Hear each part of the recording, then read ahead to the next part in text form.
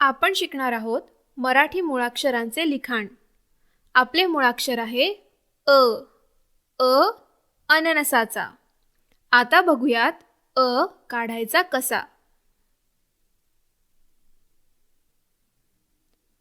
पहिले एक अर्धगोल काढायचा। पहिल्या अर्धगोलाला जोडून दुसरा अर्धगोल काढायचा। दोन्ही अर्धगोलांच्या मध्यभागी एक आडवी रेष द्यायची।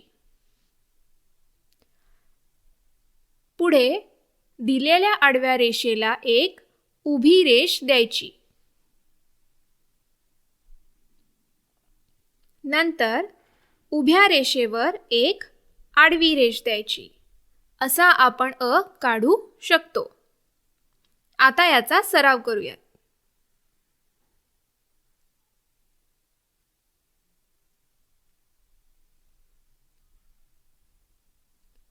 अ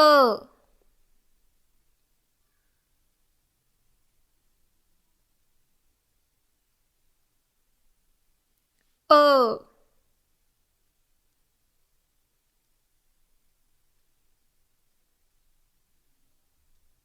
अ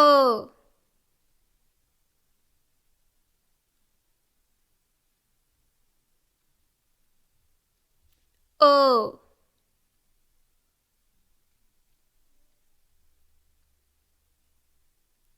अ तुम्ही पण याचा सराव करा।